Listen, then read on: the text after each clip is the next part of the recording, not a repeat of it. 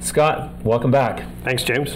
Let's talk a bit about what's happened with Canadian Bioceutical since you were here last. You, at that time, had 2 dispensaries operating in Arizona. You had licensing happening in Massachusetts. What has happened since then? James, since then, we're on the edge of opening a 3rd dispensary in Arizona. We've got another acquisition that we've pre-announced that is imminent in Arizona that will increase our size there by about 2/3. We've opened a new space to double our production of MPX concentrates up to about 2 million grams per annum. We've started to build out 3 dispensaries in Massachusetts. We're building out 40,000 square feet of cultivation production space in Fall River, Massachusetts. We've virtually completed the build out of 3 dispensaries in Maryland, and we've built out and opened a full production site for MPX concentrates in Maryland. And we've acquired a production and cultivation facility in North Las Vegas, Nevada. Boy, nothing slow about MPX. No, all this since January. Great. Of last year, yeah. That's interesting. Congratulations. So are you growing all of this organically, or are you actually in the midst of a consolidation play here? It's both. In new states like Massachusetts and Maryland, where the programs are just launched, we're building out new facilities and we'll grow with the market. In Nevada and the new Arizona acquisition, they're fully operating facilities, and we acquired them. Operate. Okay, so how many U.S. consumers do you now have exposure to through your collective operations? Well, even in Massachusetts alone, because it's going full recreational in July, they've estimated the market size, given the states surrounding it, at about 26 million. 40 million people a year come into Las Vegas, and we're selling into that market.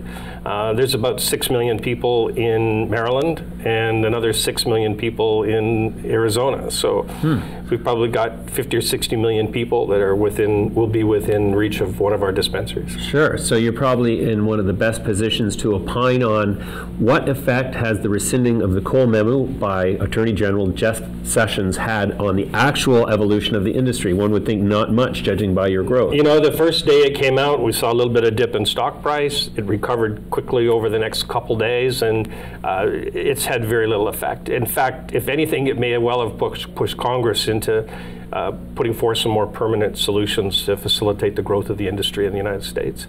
I mean, ArcView is projecting that by the year 2021, there'll be approximately 400,000 jobs committed to the industry, generating about $400 billion of economic activity using the multiplier, and over $43 million of taxes being paid into several states. So it's a pretty significant evolution. As far as you're concerned, in your awareness, has there been a single incident since Jeff Sessions announced the rescinding of the memo on January 4th, a month ago or better, of any amplified action on the part of the feds trying to shut down the industry? None that we're aware of, absolutely not.